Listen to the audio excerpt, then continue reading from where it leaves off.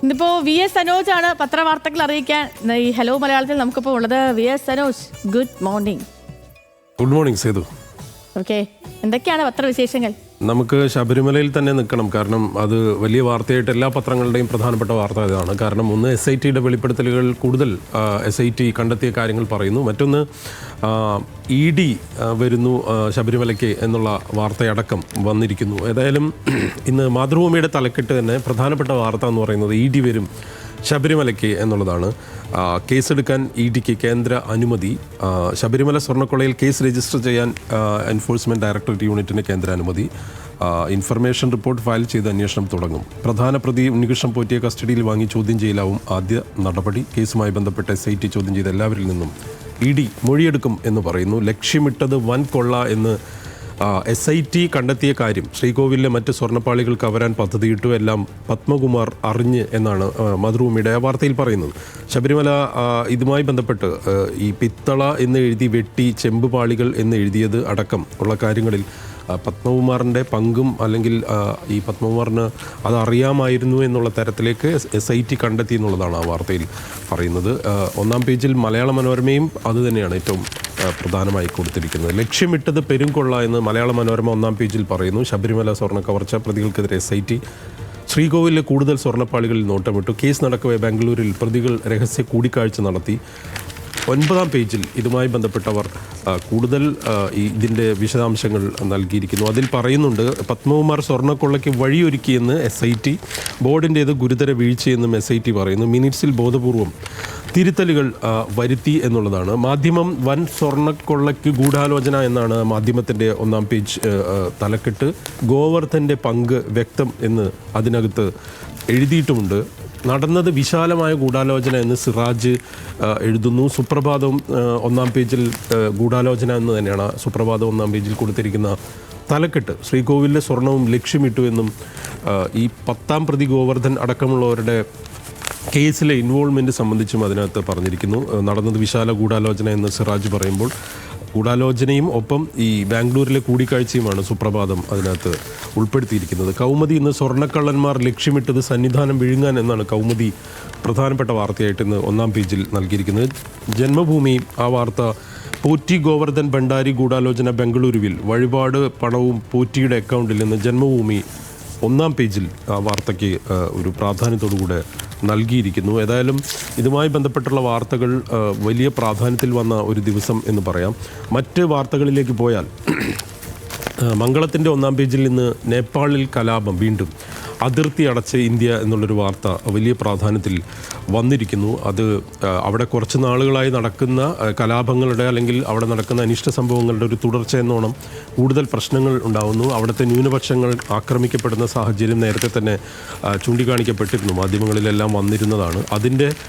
അത് കുറച്ചുകൂടെ എക്സ്റ്റെൻസീവായിട്ട് നടക്കുന്നു എന്നുള്ള തരത്തിലേക്ക് ആ വാർത്തകൾ അവതരിപ്പിക്കപ്പെട്ടിരിക്കുന്നു. അത് ഇംഗ്ലീഷ് പത്രങ്ങളിലും ഈ പറയുന്ന ബംഗ്ലാദേശുമായി ബന്ധപ്പെട്ട വാർത്തയ്ക്ക് വലിയ പ്രാധാന്യമുണ്ട്. ഇത് ജനയുഗത്തിൻ്റെ 8-ാം പേജിൽ സോനം വാങ്ചുക്കിന് തടങ്കലിൻ്റെ 100 ദിവസം എന്ന് പറഞ്ഞ് 100 ദിവസമായി. ഈ ലഡാക്കിൽ നമ്മൾ പറഞ്ഞ ജൻസി പ്രൊട്ടസ്റ്റ് മാതൃകയിലുണ്ടായ പ്രക്ഷോഭത്തെ തുടർന്ന് ലഡാക്ക് അവിടെ സ്വയം ഭരണാവകാശവുമായി ബന്ധപ്പെട്ട പ്രതിഷേധവും പ്രക്ഷോഭവും ഉണ്ടാകുന്നു. തുടർന്ന് ഇപ്പോൾ അദ്ദേഹം സോനം വാങ്ചുക്കിനെ അന്ന് അറസ്റ്റ് ചെയ്യപ്പെടുന്ന സാഹചര്യം ഉണ്ടായി. 100 ദിവസമായി എന്ന് ജനയുഗം 8-ാം പേജിൽ ആ വാർത്ത നൽകിയിരിക്കുന്നു.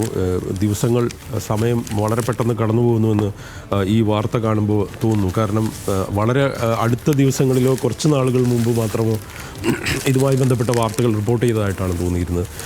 ദേശാഭിമാനി ഒന്നാം പേജിൽ ഒറ്റക്കെട്ടായി വെനസ്വേല, ഒറ്റപ്പെട്ട US എന്നാണ് ദേശാഭിമാനി പറയുന്നത്. സത്യത്തിൽ ആ ഒരു സാഹചര്യത്തെക്കാൾ കൂടുതൽ ശക്തിപ്പെടുകയും കൂടുതൽ ഏകാധിപത്യപരമായ പ്രവണതകളിലേക്ക് ഈ പറയുന്ന ദേശാഭിമാനിയുടെ തലക്കെട്ടിൽ പറയുന്നത് പോലെ അല്ലാതെ US നീങ്ങുന്ന പോലെയാണ് പക്ഷേ കാര്യങ്ങൾ മുന്നോട്ട് പോകുന്നതെന്ന് പറയേണ്ടി വരും. ഏതായാലും ആ വാർത്ത അവർ ഒന്നാം പേജിൽ നൽകുകയും ഒപ്പം ലോകമെങ്ങും ജനരോഷം എന്ന് ഉൾപേജിൽ അവർ ആ വാർത്ത ഒരു പ്രധാനപ്പെട്ട കാര്യമായി നൽകുകയും ചെയ്തിട്ടുണ്ട്. ഒപ്പം ഒന്നാം പേജിൽ ഈ വാർത്ത, ഈ വെനസ്വേല വാർത്ത ഹിന്ദുവിലും ഇന്ത്യൻ എക്സ്പ്രസിൽ അടക്കം വലിയ പ്രാധാന്യത്തിൽ തന്നെയാണ് നൽകിയിരിക്കുന്നത്.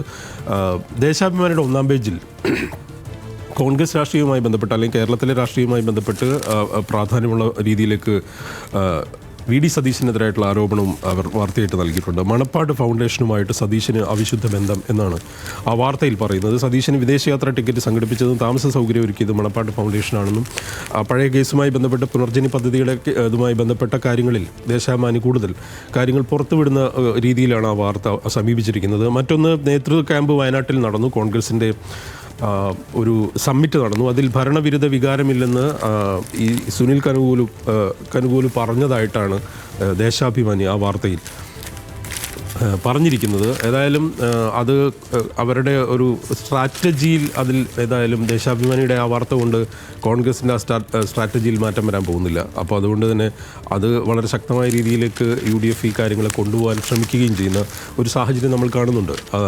മറ്റൊരു സ്പോർട്സ് പേജിലേക്ക് വന്നാൽ ISLൻ്റെ പുതിയ സീസണ് ഫെബ്രുവരി 14 തുടക്കമാകുമെന്ന് ദേശാഭിമാനി വാർത്ത നൽകിയിരിക്കുന്നു. 13-ാം പേജിലാണ്. കാരണം ഇന്നലെ വളരെ പ്രധാനപ്പെട്ട യോഗം, ഫുട്ബോൾ ഫെഡറേഷൻ്റെ സുപ്രധാനമായ യോഗം ഡൽഹിയിലുണ്ടായിരുന്നു. അതിലേതായാലും തീരുമാനമായിരിക്കുന്നു. ആ വാർത്ത പന്തുരുളുന്നു എന്ന് പറഞ്ഞുകൊണ്ട് ദേശാഭിമാനി ഒരു പ്രാധാന്യത്തോടുകൂടെ നൽകിയിരിക്കുന്നു. മറ്റൊന്ന്, നമ്മുടെ പ്രിയപ്പെട്ട സംവിധായകനായിട്ടുള്ള ബേലാത്താറിൻ്റെ മരണം, ആ മരണം സംബന്ധിച്ച വാർത്ത ഇന്ന് മാതൃഭൂമി 14-ാം പേജിൽ മാതൃഭൂമി നൽകിയിട്ടുണ്ട്. ആ വാർത്ത വലിയ പ്രാധാന്യത്തിൽ നൽകേണ്ട ഒരു വാർത്ത കൂടിയാണ്. കാരണം 2022 അദ്ദേഹം കേരളത്തിലെത്തിയിരുന്നു. 70-കൾ 80-കൾ അടക്കം ഒരു വലിയ കാലഘട്ടം മുഴുവൻ കേരളത്തിലെ മലയാളി ഫിലിം സൊസൈറ്റി പ്രസ്ഥാനത്തിനും അല്ലെങ്കിൽ സിനിമാസ്വാദകർക്കെല്ലാം അറിയാവുന്ന ഒരു ചലച്ചിത്ര ഇതിഹാസമാണ് ബേലാത്താർ. ആ വാർത്ത മാധ്യമം അടക്കം എല്ലാ പത്രങ്ങളും 1-ാം പേജിൽ വളരെ പ്രാധാന്യത്തോടുകൂടെ നൽകിയിരിക്കുന്നു എന്നുള്ളതാണ്. ഒപ്പം ഇതുമായി ബന്ധപ്പെട്ട് മറ്റൊരു വാർത്ത, ഇലക്ഷനുമായി ബന്ധപ്പെട്ടൊരു വാർത്ത, ഈ ജില്ലാ കമ്മിറ്റി CPM ജില്ലാ കമ്മിറ്റിയിൽ ഇറങ്ങിപ്പോക്കെന്ന് പറഞ്ഞ് കൊല്ലത്ത് നിന്നൊരു വാർത്ത ഇന്ന് മാതൃഭൂമി 9-ാം പേജിൽ നൽകിയിരിക്കുന്നു. അത് ഒരു അവിടുത്തെ, അതായത് ഏറ്റവും വലിയ തോൽവി കൊല്ലത്ത് സംഭവിച്ചിരിക്കുന്നു. കൊല്ലം കോർപ്പറേഷനിലെ തെരഞ്ഞെടുപ്പ് തോൽവി സംബന്ധിച്ച് ജില്ലാ സെക്രട്ടേറിയറ്റ് അംഗമായിട്ടുള്ള VK അനിരുദ്ധൻ ഇറങ്ങിപ്പോയി അതാണ് ആ വാർത്ത. അതുമായി ബന്ധപ്പെട്ട് അവിടെ അങ്ങോട്ടും ഇങ്ങോട്ടും വാക്കേറ്റമുണ്ടായി എന്നുള്ള തരത്തിലും ആ വാർത്ത അവർ നൽകിയിട്ടുണ്ട്. മറ്റൊന്ന്, മലയാള മനോരമയിൽ നമ്മുടെ സുരേഷ് കൽമാടിയുടെ മരണം സംബന്ധിച്ച വാർത്ത അവർ സ്പോർട്സ് പേജിൽ നൽകിയിരിക്കുന്നു. കാരണം ദേശീയ രാഷ്ട്രീയത്തിലെ ഒരു പ്രധാനപ്പെട്ട സ്പോർട്സിൻ്റെ മേഖലയിൽ കൂടുതൽ പദവികൾ വഹിച്ച ഒരാൾ എന്ന രീതിയിൽ നമുക്കറിയാം. പഴയ ഡൽഹി കോമൺവെൽത്ത് ഗെയിംസുമായി ബന്ധപ്പെട്ടൊക്കെ പിന്നീട് വലിയ ആരോപണ വിധേയനാവുകയും അഴിമതി ആരോപണത്തിൻ്റെ മറവിലേക്ക് പോവുകയും നടപടി നേരിടുകയും ഒക്കെ ചെയ്ത ഒരു വ്യക്തിയാണ് സുരേഷ് കൽമാടി രാഷ്ട്രീയത്തിലെ സ്പോർട്സ്മാൻ എന്ന് പറഞ്ഞുകൊണ്ട് അവർ ആ വാർത്ത നൽകിയിരിക്കുന്നു. ഹിന്ദുവിൽ മദ്രാസ് ഹൈക്കോടതിയുടെ, അതായത് മധുരൈ അവിടുത്തെ ഒരു അമ്പലത്തിലെ, അതായത് ഈ കാർത്തിക ദീപം തെളിയിക്കുന്നതുമായി ബന്ധപ്പെട്ട് ഒരു പ്രശ്നം അവിടെ നിലനിന്നിരുന്നു.